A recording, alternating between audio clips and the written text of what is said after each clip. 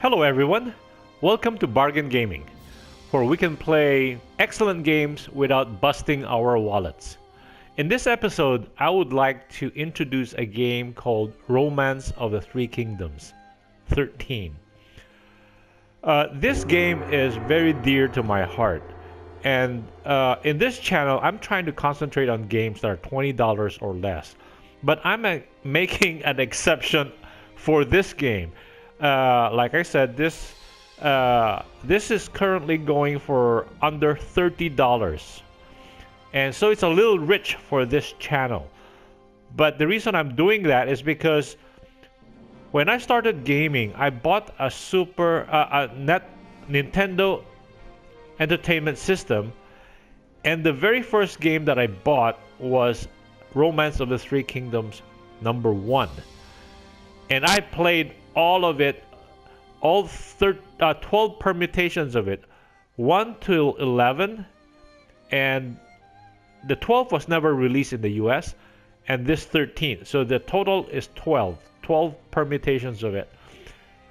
And this is an empire building game similar to Nobunaga's Ambition, but not as massive. Instead of taking place in Japan, this is taking place in China. And Koei, the manufacturer of the game, the producer of this game, uses the romanticized version. That's why it's called Romance of the Three Kingdoms, by the Lu Guanzong, who is an author in the 12th century AD of China. Three Kingdoms actually happened between approximately 184 AD and ended at 280 AD, about 100 years. This 100-year period represented one of the most turbulent, brutal, savage, and part of Chinese history. At the end of the Han Empire, during the last census, the Chinese population was estimated at 56 million people, based on the census. At the end of the Three Kingdoms in 280 AD, the census made at that time showed a population base of approximately 16 million. So it represented a loss of 40 million people. Admittedly, the Jin Empire that succeeded, or that took over the Three Kingdoms and conquered the other two kingdoms in 280, did not occupy as big a geographic map as the Han Dynasty, but it nevertheless occupied the densest portion of the Han Dynasty, where the densest populations are, and represents maybe 70% of the population or the geographic area of the Han Dynasty. So even at that, even assuming the estimate of my estimate of 70% is correct, that still represents a horrific decline in population. Conversely, it is interesting to note that the 100-year period also produced some of the best legendary heroes ever in Chinese history, in terms of cunning, in terms of strategies, in terms of bravery, in terms of exploits. They represent heroes that are demigod level. They're legendary now. They are real people, and their exploits might have been over the centuries have become legendary. So it is really, it's this is about a story about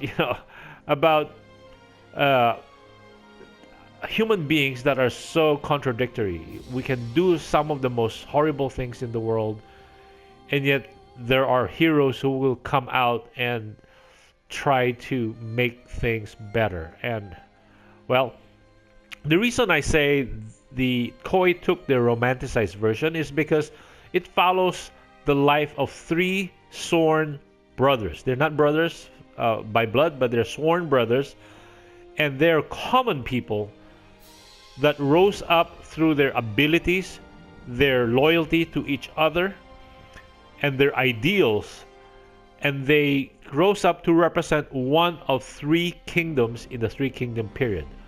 From no one, they became prominent figures in history. And so to start the game, we can go into the main, and the main will list 7 scenarios. I have cleared 6 of the 7 scenarios, and each scenario grows progressively harder and harder, simply because let's go down using the D-pad. Go down, and we can see that in the 6th scenario, the Three Kingdoms is almost fully formed. There are very few squares, white squares left. Like in the first scenario, there are so many white squares. All the squares represent cities, and the white ones represent cities that are not under any warlord control. The colored ones are controlled by warlords. In the first scenario, the Han controls 6 cities. They are the densest cities. They're the light tan. Excuse me. While the Yellow Turban, which is represented at that time the Peasant Rebellion, occupied more cities. 1, 2, 3, 4, 8, 9 cities. But the problem with the rebel or the rebel rebellion, the Peasant Rebellion, was that they were peasants. They don't really have a good army.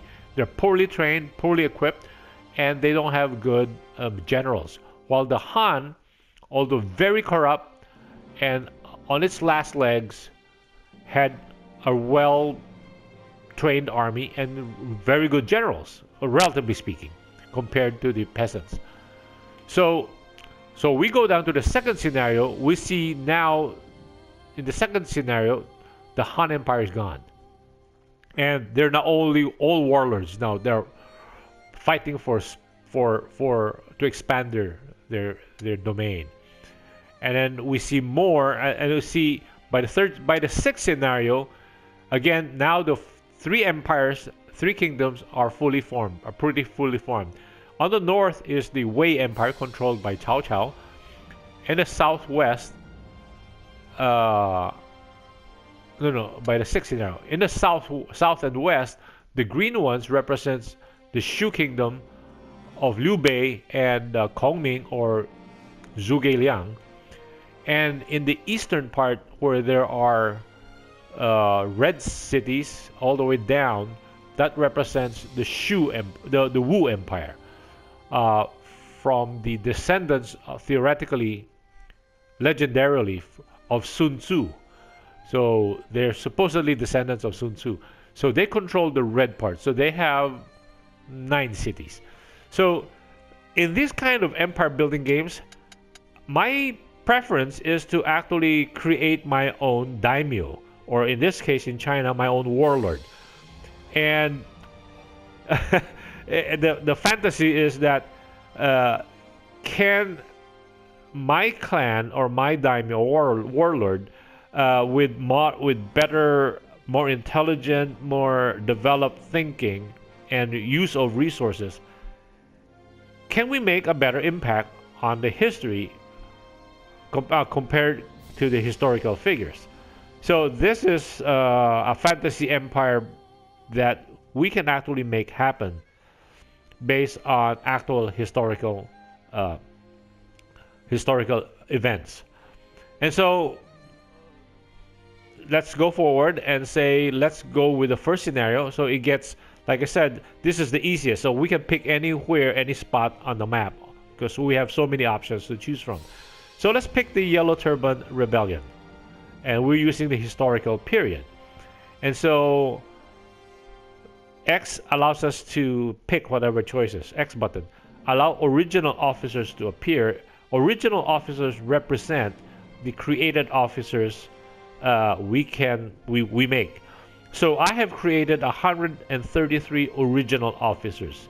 So okay, will X say we want that, and let's pick Li Jingun as... Oh, no. So pressing square button allows us to pick all of them. And then triangle button to confirm that we've picked all of them. Now, D-pad, down D-pad, we go to create a new force. X, yes, we agree to create a new force. X, edit. We'll pick Jingun as our warlord. And then D-pad down, edit, X, picks, we go choose. The computer just gave us one Xiangping, but no, we'll pick our own. Let's pick Jianing. So very far away from, this is the whole map of China, very far away from this is called the central part of China. The area between the Yellow River to the north and the Changjiang, which is the longest river in the south. So the middle part, China it's a huge country, and this part, the flat area between the two great rivers, represent the densest, most agriculturally productive parts of China. They are about only, in terms of arable land, that's only about 10% of China. So this is the best. That's why this would also be the densest area, the most densely populated area. So let's pick our area to be very far from them so that we won't bump into them. Okay, let's pick Jianing. Okay, and then let's edit our color so that we can be clearly visible, to be different from all of them. Slight blue, or maybe blue, yeah. And then press circle to confirm. And then, do we want to position all the original officers? Yes, we do, because we want to have retainers. So press X, and then press square button, and we take all of them. Triangle button, confirm. And now we need to position them. So we will position them in Jianing. So Li Jingun occupies this city. Do you wish to join forces? Yes, these guys will be our retainers. So redo the begin. No, we're all done. So press triangle to confirm. So we have 19 starting officers. And the other 114, I created like 4 lines of family, so that every year kids will come of age and they will join our forces and become our new officers. So that we will have our own people coming into as the story progresses, while the historical figures will also have their kids and officers coming into being as the year progresses. And since we're so far away from the central locations, it's a good idea to create our own officers also, because since we're so far away from them, we cannot pirate them, we cannot hire them, it's very hard to access them. Or even if we do, if they're accessible to us, it'll take like months to get to the central plains or the central region. So triangle to confirm.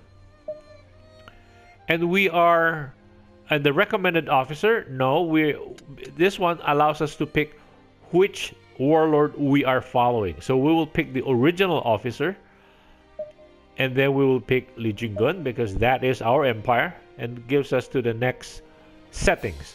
In this game setting, we want the difficulty level to be, say, high or mid-level. Mid-level is fine. Just a tutorial anyway. And then on the historical lifespan, let's put it long-lived, because again, all the officers, things happen because we have officers. And without officers, it's harder to develop our country, our empire. Killed, yes, we will allow them to be killed. So, and then we'll treat females as officers as they come of age, rather than only events. And historical, that the officers do appear in the cities that historically they do appear. And historical event, yes, and follow history. Follow history and historical events allow us to see vignettes or pieces of history as they happen. Because that's the part about playing this. So I say we're participating. It gives us a sense of as if we're participating with what's happening in history. Except, as we become better at this game, as we conquer more areas or cities, then the story cannot progress or cannot follow history anymore, because there are people that we would have killed, or cities where the protagonists are supposedly going to from or occupying. We in fact create the chaos that prevents history from following the course, because we are now affecting history. And so to a certain extent, we can follow the early parts. We will follow history, and it's very interesting because it gives us a sense of we're there, right? And so X to confirm. 那么这个方法如何？ And so in this earlier part, in the settings, we can choose between the verbal sounds or communications that's playing for the cutscenes, either in Chinese or in Japanese. So or Nippongo. So I picked Chinese. It doesn't matter because there are subtitles to this. So it's telling us, is this okay? Yeah, we picked all of those things. Yes, let's follow history. And X to confirm. And then it loads. So as much as possible, the game will try to follow history. And okay, sorry, I'll keep quiet. It's chaos. Cotton storm, civilians took hope in an ominous song. So the yellow turban comes out and starts the peasant rebellion. So hopefully, when you start playing this game, I will give you. You can take your time and look at this. Heijin represents the Han Dynasty. So there's a challenge between, at this period of time, 184 AD is between the Han Dynasty and the rebellion, the Yellow Turban Rebellion, and it will produce three basic factions that in the end form the three kingdoms. Cao Cao on top for Wei, Liu Bei at the southwestern part for Shu, and Sun Jian, the father of Sun Quan, is the Wu kingdom.